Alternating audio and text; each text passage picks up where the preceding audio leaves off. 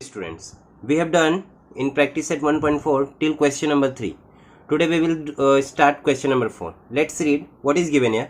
A survey was conducted to know the hobby of 220 students. Okay, here a survey was conducted to know the hobby of students, okay, of class 9th. Okay, 9th standard के सभी बच्चों का, मतलब कि एक school में जितने भी बच्चे थे सभी बच्चों का क्या किया गया, सर्वे लिया गया. किस रिगार्डिंग था वो सर्वे? हॉबीज के रिगार्डिंग. ठीक है, तो जिसके अंदर अभी यहाँ पे क्या है, out of which 130 students inform about their hobby as rock climbing and 180 students inform about their hobby as sky watching. Okay, तो 130 स्टूडेंट्स, टोटल कितने स्टूडेंट्स है? 220. ओके, जिसमें से 130 स्टूडेंट्स ने क्या बताया कि उनकी हॉबी क्या है? Rock climbing. ओके, यहाँ पे केवल 2 हॉबीज मेंशन्ड की गई है. सबसे पहला क्या है? Rock climbing, and next one what is given here? Sky watching. Okay, तो रॉक क्लाइंबिंग में कितने इंटरेस्टेड थे, कितने लोगों की हॉबी थी? 130 स्टूडेंट्स की. एंड स्काई वॉचिंग में कितने स्टूडेंट्स की हॉबी थी? 180 students. Okay, so again, as in the previous question we had considered 2 sets, okay, A and B. Again we will consider 2 sets in question number 4 because there are given only 2 different concept. Means that the first one is rock climbing and second one is sky watching. Okay, and another is given, that is there are 110 students who follow both the hobby. ठीक है, एक 110 students ऐसे हैं जो दोनों भी hobbies को follow करते हैं. ठीक है, मतलब उनको रॉक क्लाइंबिंग भी पसंद है और स्काई वॉचिंग भी पसंद है. ठीक है, फिर इसके बाद यहाँ पे 3 क्वेश्चंस हम लोग को आस्क किए हुए हैं. सबसे पहला क्वेश्चन क्या है? How many students don't have any of the hobbies. उस टोटल 220 स्टूडेंट्स में कुछ स्टूडेंट्स ऐसे भी होंगे जिनका कोई भी हॉबी नहीं होगा. ठीक है, और कुछ स्टूडेंट्स ऐसे होंगे जिनका दोनों भी हॉबी होगा, और कुछ स्टूडेंट्स ऐसे हैं जिनका सिर्फ एक ही हॉबी है. ठीक है, 3 टाइप्स के स्टूडेंट है वहाँ पे, 3 टाइप्स के स्टूडेंट्स. अब सेकंड क्वेश्चन में क्या पूछा है? How many students have only rock climbing hobby. ठीक है, सेकंड में ये पूछा है कि ऐसे कितने बच्चे सिर्फ जिनको रॉक क्लाइंबिंग पसंद है. ठीक है, and third, how many students have only sky watching hobby. और थर्ड में ये पूछा गया है क्या है कि ऐसे कितने बच्चे हैं जिनको स्काई वॉचिंग पसंद है. ठीक है, सबसे पहले क्या करेंगे हम लोग? उसको सेट के अंदर मेंशन करेंगे. ठीक है, 2 कंडीशन दी हुई है हम लोग को यहाँ पे. ठीक है, दो कंडीशन के लिए हम लोग 2 सेट्स को कंसीडर करते हैं. Let consider A and B. So here let A and B be the set of students whose hobbies are. A set के अंदर वो बच्चे हैं जिनकी हॉबीज क्या है? Rock climbing. ठीक है, बी के अंदर ऐसे स्टूडेंट्स हैं जिनकी हॉबीज क्या है? Sky watching. सो हियर सबसे पहले हम लोग ने क्या लिखा? ए.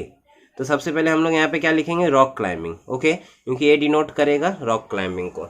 सो here whose hobbies are rock climbing and sky watching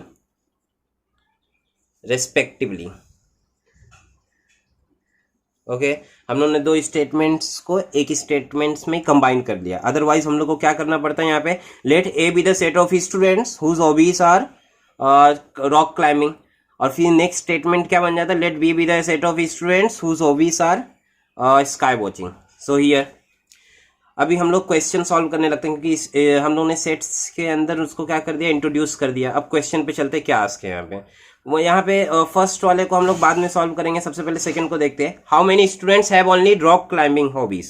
ठीक है, रॉक क्लाइंबिंग हॉबी कितने बच्चों का, मतलब रॉक क्लाइंबिंग कितने स्टूडेंट्स का हॉबी है. ठीक है, उसको देखना है. ए के अंदर हम लोग ने क्या बोला कि ऐसे बच्चे जो रॉक क्लाइंबिंग करते हैं, लेकिन यहाँ पे हम लोग को क्वेश्चन में क्या पूछा हुआ है? सिर्फ रॉक क्लाइंबिंग. ठीक है, सो हियर जो अपने को यहाँ पे 130 दिया हुआ है, 130 के अंदर क्या क्या आ रहे हैं? जो रॉक क्लाइंबिंग भी करते हैं, मतलब रॉक क्लाइंबिंग वाले बच्चे हैं, लेकिन इसमें से कुछ बच्चे ऐसे भी हैं जो स्काई वॉचिंग भी करते हैं. ठीक है, तो हम लोग को इसके अंदर से क्या सबट्रैक्ट करना पड़ेगा? जो दोनों भी करते हैं मतलब क्या? उसको हम लोग कौन से नोटेशन से दिखाते हैं यहाँ पे? कौन से साइन से? इंटरसेक्शन. सो हम लोग क्या करेंगे? 130 में से 110 को सब्ट्रैक्ट करेंगे, क्योंकि 110 ऐसे हैं जो दोनों भी फॉलो करते हैं. So here second question, number of students who follows only rock climbing. ठीक है, 130 स्टूडेंट्स दिया हुआ था, लेकिन उसमें से कुछ बच्चे ऐसे भी है जो स्काई वॉचिंग भी करते हैं. So equal to 130 minus common कितने बच्चे हैं 110. So we will subtract 110 from 130, 110. So we will get 20. Okay. And second, third, what is given here? How many students have only sky watching hobby? So here again we will do with same method. Number of students who follow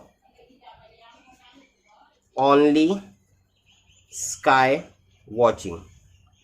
Okay, 180 जो यहाँ पे दिया हुआ है वो sky watching तो करते हैं, लेकिन इसमें से कुछ बच्चे ऐसे भी है, कुछ स्टूडेंट्स ऐसे भी है जो 130 स्टूडेंट्स के अंदर भी आते हैं. मीन्स क्या कि वो रॉक क्लाइंबिंग के अंदर भी आते हैं. So here we will subtract 110 from 180, so we will get 70. So 70 students are there who follows only sky watching and 20 students are there who follows only rock climbing. So here two question we have done, and first one what is given है, how many students don't have any of the hobby. ठीक है, तो ऐसे कितने बच्चे हैं जो जिनकी हॉबी एक भी नहीं है. सो इसके प्रीवियस वाले क्वेश्चन में, क्वेश्चन नंबर 2 में हम लोगों ने देखा था. ठीक है, ऐसे कितने बच्चे हैं जिनकी दोनों भी हॉबी है, मतलब कम से कम एक ना तो एक हॉबी है, तो उसको हम लोग किससे डिनोट कर रहे थे वहाँ पे, यूनियन से. ठीक है, तो ऐसे कितने बच्चे जिनकी एक भी नहीं हॉबी है उसको हम लोग किससे डिनोट कर रहे थे, यूनियन का कॉम्प्लीमेंट से. अंडरस्टूड. सो ऐसे कितने बच्चे जिनकी एक भी हॉबी नहीं है उसको हम लोग किससे यहाँ पे दिखाएंगे, यूनियन के कॉम्प्लीमेंट से. ठीक है, सबसे पहले हम लोग को यूनियन निकालना पड़ेगा. So here we will write that n of A means क्या, ऐसे set of students who follow rock climbing, तो कितने 130. एन ऑफ बी कितना दिया हुआ है जो स्काई वॉचिंग करते हैं 180. एंड अगेन कॉमन कितने बच्चे हैं 110. So n of A intersection B is equal to 110.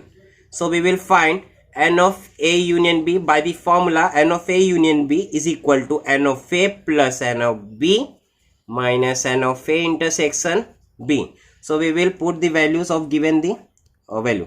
Okay, n of A 130 plus n of B 180 minus 110. So 130 plus 180 310 minus 110. 310 minus 110 how much? 200. Okay.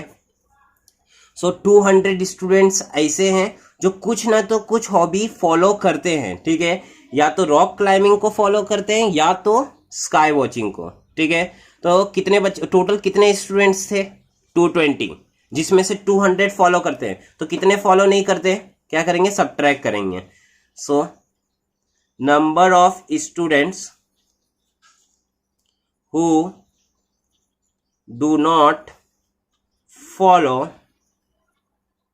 Any of the hobby. Okay, so 200 hobby follow करते, 200 students ऐसे जिनकी कुछ ना तो कुछ hobby है, और total कितने स्टूडेंट्स है 220. सो 220 हमारा क्या है यहाँ पे यूनिवर्सल सेट. इसका हम लोग को क्या निकालना है, कॉम्प्लीमेंट निकालना था. ठीक है, तो कॉम्प्लीमेंट को हम लोग ने यहाँ पे स्टेटमेंट से डिनोट किया है. ठीक है, सो हियर 220 में से हम लोग किसको सब्ट्रैक्ट करेंगे 200 को. सो 220 minus 200 how much, this is 20. So 20 students ऐसे हैं जो एक भी हॉबी फॉलो नहीं करते हैं. ठीक है, 200 स्टूडेंट्स ऐसे हैं जो कम से कम एक हॉबी फॉलो करते हैं, और यहाँ पे 70 स्टूडेंट्स ऐसे हैं जो जिनकी कौन सी हॉबी है, सिर्फ स्काई वॉचिंग, एंड 20 स्टूडेंट्स ऐसे हैं जिनकी कौन सी हॉबी है, सिर्फ रॉक क्लाइंबिंग. So by this question we have completed question number 4. Let's move on next question which is question number 5. Okay, in question number 5, what is given here? Observe the given Venn diagram and write the following sets. Okay, this is the actual sum of the sets. Okay, so let's do it. Here we have given a Venn diagram. Okay, in that we have given a rectangle.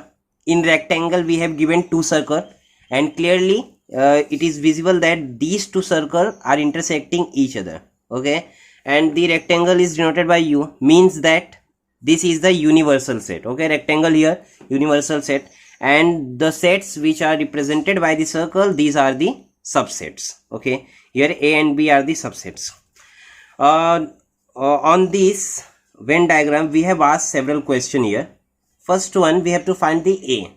Okay, and B, A union B, U, A complement A dash, B complement A union B dash, means that the complement of A union B. Okay, let's do it from question 1. Okay, first one is A. Okay, so look in the figure. A, set A, consider the circle of set A. How many elements it consider? X, Y, Z. Okay, so we will denote it by the curly bracket, means roster form. Okay, set A contains the element X, Y, Z, but there are two elements M and N.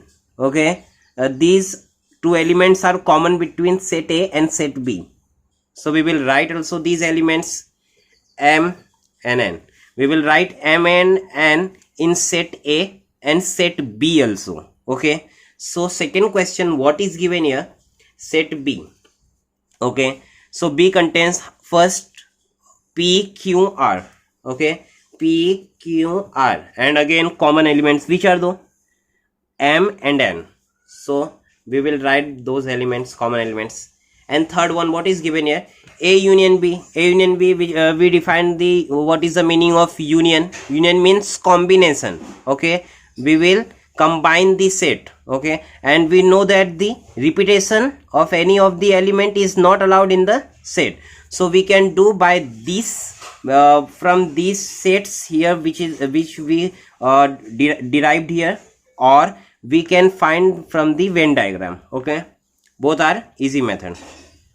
So look into the Venn diagram. First we will write X, Y, Z, X, Y, Z, which is clearly looking in set A, and another is P, Q, R, P, Q, R, and finally we will put the common elements, which are the M and N. Okay, we can see from 1 and 2. Okay, all the elements in set A and set B are reflecting in set A union B. So X, Y, Z, X, Y, Z. Okay, P, Q, R, P, Q, R, and M, N. Here are 2 times, but in sets repetition is not allowed. Okay, and fourth, U. U means what? U means universal set. Okay, we know that the universal set is the biggest set. Okay, so here set A and B are included in the universal set, but there are another elements which are looking outside the set A and B. What are these elements? Element S and element T. Okay, so we will consider A union B. In that we will put S and T. So we will copy A union B. Okay, X, Y, Z, X, Y, Z, P, Q, R, P, Q, R. Okay, and M and N, and another 2 elements, which are the S and T. Okay, universal set means that the all the elements which are looking into the universal set. Okay, so fifth, A dash means complement of set A, means that the elements which are not reflecting in set A. Okay, so we will A complement का meaning क्या होता है कि जो A में नहीं दिखाई देता है. ठीक है, A में छोड़ करके यूनिवर्सल सेट में जो भी एलिमेंट बचे रहेंगे उसको हम लोग क्या बोलेंगे? A complement. ठीक है, A को छोड़ करके. सो हियर A के एलिमेंट्स क्या है? X, Y, Z, Mn. ठीक है, तो इसमें से X, Y, Z, Mn को हटा करके जितने भी एलिमेंट बचे रहेंगे सबको हम लोग किस में पुट कर देंगे? A कॉम्प्लीमेंट में. So here X, Y, Z, Mn को हटा देते हैं तो P, Q, R. So here P, Q, R, ये 3 बचे. ठीक है, next what are this? S and T. Okay, so 5 elements contain A complement. Next B complement. B complement का मीनिंग क्या कि ऐसे एलिमेंट जो B के अंदर नहीं दिखाई देने चाहिए, B को छोड़ करके बाकी सब तो बी के अंदर कितने एलिमेंट है, 5 एलिमेंट्स है, तो इन 5 एलिमेंट्स को छोड़ करके बाकी सब, तो X Y Z, okay, X Y Z and S and T. So we will write X Y Z and S and T. So understood everyone. A complement का मीनिंग क्या है, ए के अंदर, ए के सर्कल के अंदर जितने भी एलिमेंट्स आते हैं उन एलिमेंट्स को छोड़ करके बाकी सब. सो ए को छोड़ करके बाकी सब ले लिए ए कॉम्प्लीमेंट के अंदर. बी कॉम्प्लीमेंट का मीनिंग क्या है, बी के अंदर जितने भी एलिमेंट्स आते हैं उनको छोड़ करके बाकी सब. So next and final 7th one, A union B का कॉम्प्लीमेंट. ठीक है, ए यूनियन बी का कॉम्प्लीमेंट का मीनिंग क्या है, सबसे पहले ए यूनियन बी का मीनिंग क्या है, combination of set A and set B. Okay, so मतलब क्या, सेट ए और सेट बी के जो दोनों भी सर्कल्स हैं, इन दोनों सर्कल के अंदर जितने भी एलिमेंट्स हैं उन एलिमेंट को छोड़ करके बाकी सब, तो कितने एलिमेंट दिखाई दे रहे हैं, एस और T. So A union B complement contains S and T. Okay, now understood everyone. By this question number 5 we have completed the chapter. Okay, chapter sets. Tomorrow there will be a test for this chapter sets. Revise all the topics. Okay, if you have any doubts then you can revise the videos. Okay, otherwise you can ask me on WhatsApp. Okay, thank you.